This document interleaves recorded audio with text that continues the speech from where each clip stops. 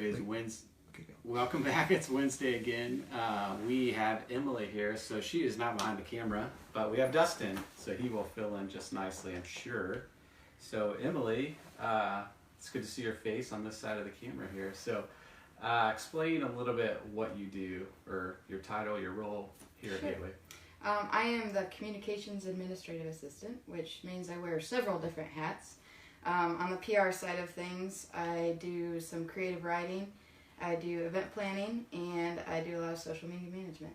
And then on the admin side of things, I do some of the board of directors events and just kind of other little stuff around, helping with phones and mail runs if we need that. So.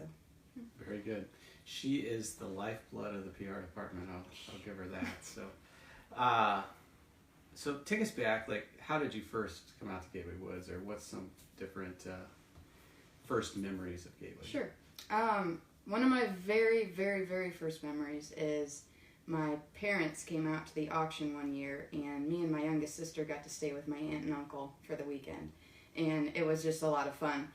But all I remember from it was that I got a T-shirt out of it, Okay. and it was one of the really old school white with the tie-dye looking logo. Okay. And that's my very first memory. And then as far as coming out for the auction, my mom and dad got involved with being reps, and then also they were in charge of the silent auction for several years. Okay. So we would come out for from Thursday to Sunday to go to to do the silent auction and do volunteering and all that stuff. So those are some very early memories.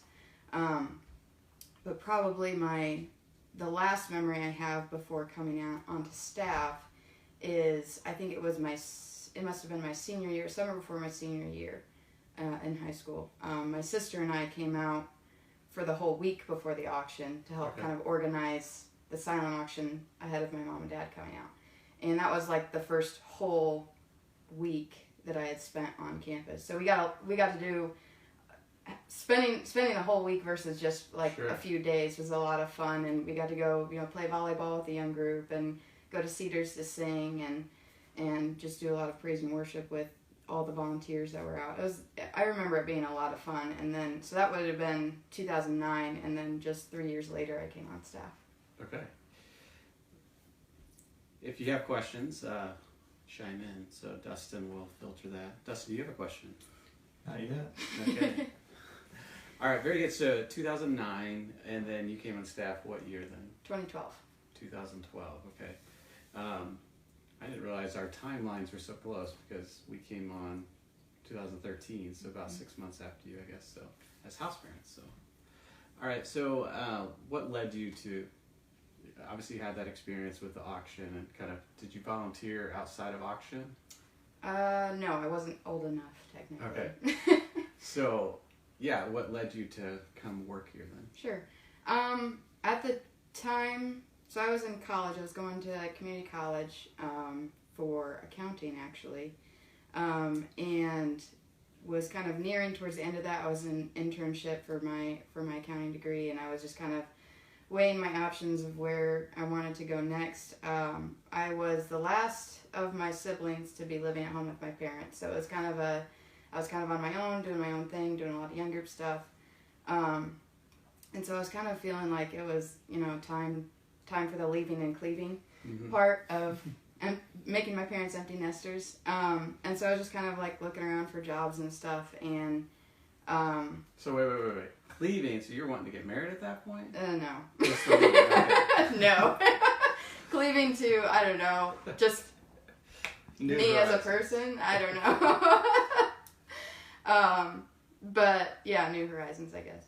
So I think it was, I don't remember if it was Angie Hodel at the time or Olivia, who was the secretary at the time, had posted the job opening for both the secretary and the administrative assistant open positions here in the office. And I looked at both of those, and I was just like, okay, yeah, this is actually something that I would be interested in. And knowing that it was Gateway, I had already been in touch with the ministry. I don't know if I necessarily had a passion at the time for helping hurting teenagers. Sure. But I did have a passion for just the auction and how it brought so many people together, one time a year, and just seeing all the support from the ministry. So that was kind of what led me to apply. And actually, at the time, I had applied for the administrative assistant position. Ended up getting the secretary position, which I was okay with because once I met Danielle, I knew we were better suited for the two positions as we were. But so that would have been in the fall of 2011. Okay. So I actually skipped out on walking at my college graduation to come out and train. I think was that time. Okay. So did you get an accountant degree then? I did, yeah. Okay. So are you going to take Mark's job? Absolutely not. Very good. So yeah, I mean that's really fascinating to me because I guess I've never seen you as a numbers person, more of a words person. Just you're very good with writing and just conversations in general. I mean, you have that gift. So do you still kind of like number? I mean, are you doing different stuff on the side, like crunching those numbers? No, not as far as accounting goes. I actually, this will interest you. I had started taking some classes at ICC in graphic design because that's what I enjoyed. I enjoyed the creativity part of it. Super competitive field, as you know, and so I felt like I couldn't make a career out of it. Mm-hmm. And the other class that I really enjoyed in high school was accounting, which is completely different side of your brain, and also it speaks to actually who my mom and who my dad are. My mom's the creative one, my dad's the accountant all the way. But yeah, I don't really do that now. I do enjoy it, and I enjoy just the black and whiteness of it, but also love being creative as well. So yeah, I'm the son of a CPA. It's like I was in second grade, and I literally, you have to fill things out. I was like, I'm going to be an accountant. That died in second grade, and I've never had a second thought. So sorry, Steve. But we all have our gifts, and it's amazing how, as you get older, those gifts materialize, and then that's encouraging to me too, to see that you have your degree, but you don't necessarily have to use that.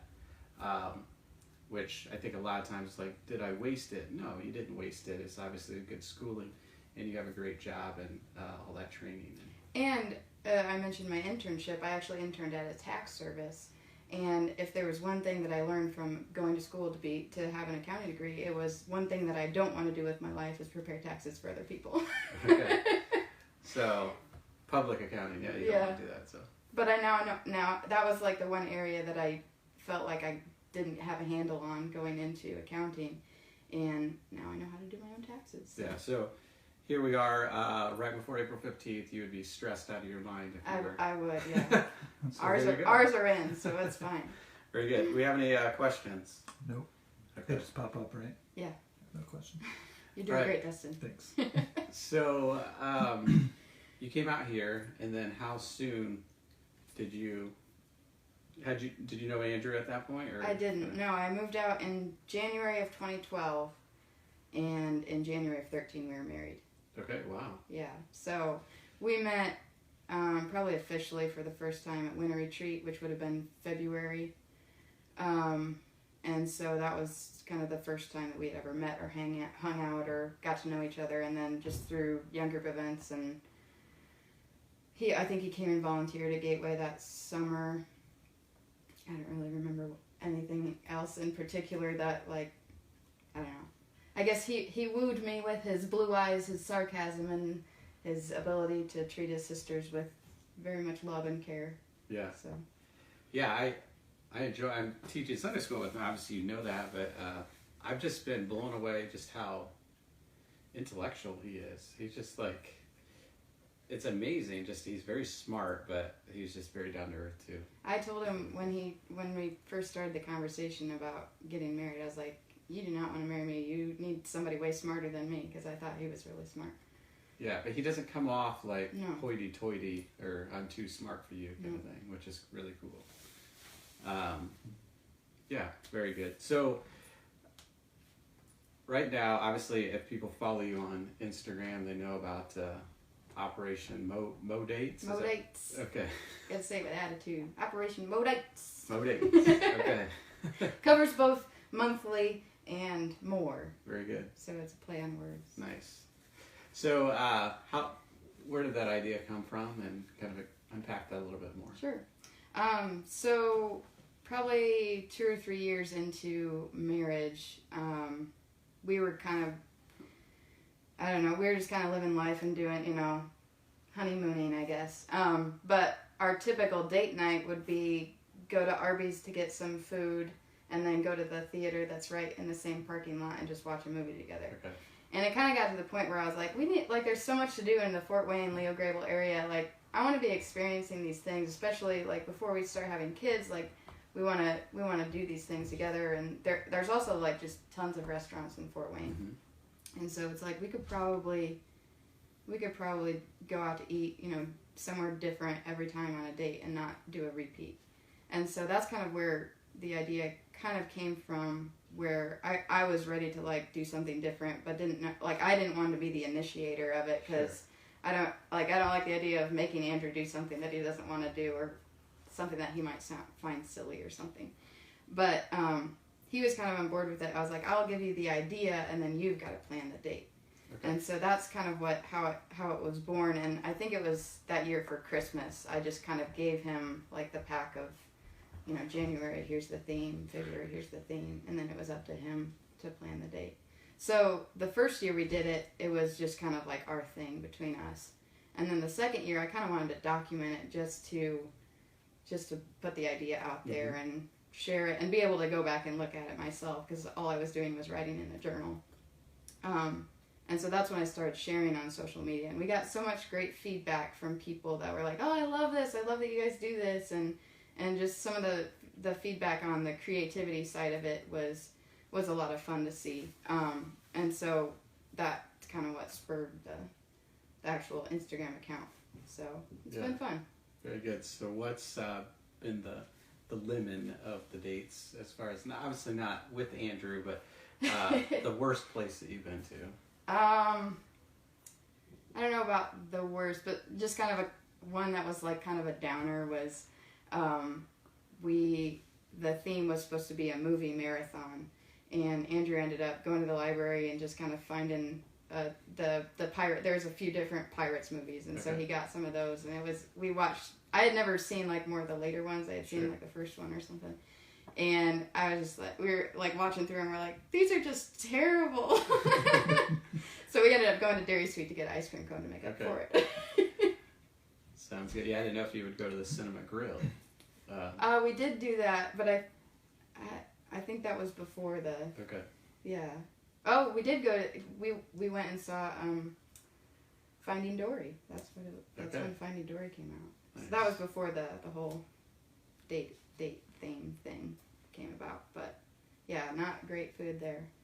All right. So, where would you recommend that you have to go to in Fort Wayne? Bird and Cleaver. Bird and Cleaver. Yeah. Okay. Yeah, we just went there. It's pretty nice. Location is a little odd to me. Yeah. But the more I think about it, the more I like it. In the corridor, what corridor? Wells Corridor. Yeah. Wells Corridor, Bird and Cleaver. Yes. Yeah, a couple questions. The first, Kathy Keyser wants to know who your parents are. She thinks she might know them. Hi, Mom. And Christy Cabe would like to know, what part of your job do you enjoy the most? Sure. Probably just getting to know the staff and hearing their stories. One of my jobs is to write stories, and so I get to be the recipient of just the stories of hope, the stories of frustration, the stories of just inspiration that people come into contact with clients. So hearing what they've learned through their interaction with clients, or even if they're in a tough spot, like with the residents here on campus, like hearing that there is still hope even though it might be a tough situation. So turning those stories into articles for Gateway Publications is a lot of fun for me. So a follow-up to that, since you've been here, you've been in administration solely. Is that your main way of feeling connected to the frontline work, or are there other ways that you feel like you stay engaged there? I really enjoy being behind the camera, so I would rather be in your position right now. But I enjoy being the person who gets to help somebody do their job better. So if I can do that without being seen, I'm all about that. I don't doubt that there may be ways in the future that we can get involved more on the front lines, because never say never to God. But right now, this is where He's got me, and I'm thankful to be here. Very good. So, great question. Thank you. What about your least favorite part of your job? That wasn't on the list. No, it's not working with you, Dustin.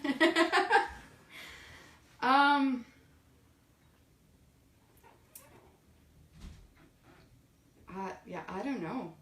That's fine. You don't need to have one. Yeah, I mean, it's a testament to job satisfaction and just really being in a place where God needs you, and so. Maybe when people don't RSVP, that's a frustration. Okay. Yeah, if you don't realize, Emily is very organized and very on top of it. And speaking for somebody that's not as organized, I can feel her frustrations or sense it when people like me are not responding. So I will own it. Not all the time, but sometimes here. So, so speaking a little bit of the team, obviously you work with me, you work with Dustin and Chad Heiniger for a short time yet. So how has that been, being the only lady amongst these men? That's kind of funny because, I mean, the admin team is mostly females and then the PR team is mostly males, so I get both sides. But no, it's been really good. I'm really thankful for how our team just comes together. We've all got different talents, and we were just talking before this that you know some of us are strong in this area, some of us are strong in that area, and that's why we need the team unit. Mm-hmm. So I'm just thankful for that, and that we can see those strengths, that we use those strengths to their fullest, and not just be like, oh, that's your job, you take care of it. More like, let's work together to figure this out. So yeah, very good. That's about all I had. Is there anything else you want to add or share? No, I'm just really thankful for just the way that God brought me out to Leo and Gateway, and just really thankful that He used Gateway to just open my eyes to a lot of different things. And Mom, you might remember this. Shortly after I got to Gateway, and I was, part of my job as the office coordinator was to read through all the files of the kids, and I remember reading through some and just like thinking like, I can't imagine my mom acting like this, or my dad not being there. Right. And so I actually wrote a letter to my parents within the first few months or something of coming to work here, and just thanking them for loving me and being there for me, and just helping me to become the person I am today. So I'm just thankful for that, and I'm thankful that I was able to go through that to be where I am today. Amen. So a follow-up to that, and maybe this is the answer to that. So what is the biggest thing that God has taught you kind of in this role, or just being here at Gateway? Yeah, probably that, and just how vast, I guess, the Gateway ministry is. Like, most people see residential because that's our biggest program, and when they come out for the auction, like that's most of what people know about Gateway is the auction and residential. But there's a foster care program, there's a adoption program, and we've got LARC going now, and so there's a lot of things going on that all tie back to the Gateway mission. And so I'm just thankful to be a part of that, and I'm thankful that so many lives are being touched because of all the different ways we're reaching out into our community. So it's not just about reaching teens, it's about family. So yeah, very good, very well said. Anything else? Well, thanks for tuning in. We definitely have lots of opportunities for you to get involved, whether it's job openings. We have needs for house parents, both the families and the assistants. House parent supervisor, which is somebody that is going to help give support and kind of more of a manager position in that. And all these job descriptions are on our website. You can go check it out. We also have a couple summer positions that we need. Summer volunteer coordinator. I don't know if that's essentially established. If it is, we definitely need volunteers. So whether you are the person leading that charge or a supporting role, we definitely need you this summer to just really, if you come for the whole summer, a day, a week, a few hours, it doesn't really matter. But I know as a former house parent, and Dustin can speak to this, it's just having those volunteers and just kind of the fresh face and just kind of the new energy, it's amazing just how it changes the culture, and God can be glorified in many, many ways. And it's a lot of fun. It is a lot of fun. So you spoke a lot of that to kind of the praise and worship and just the volleyball. It seems like summer at Gateway, it's completely different. There's just the new energy, and so it's really cool. But so thanks for tuning in, and keep praying. And if you have any questions, feel free to reach out to us. But we will see you next week. Thanks.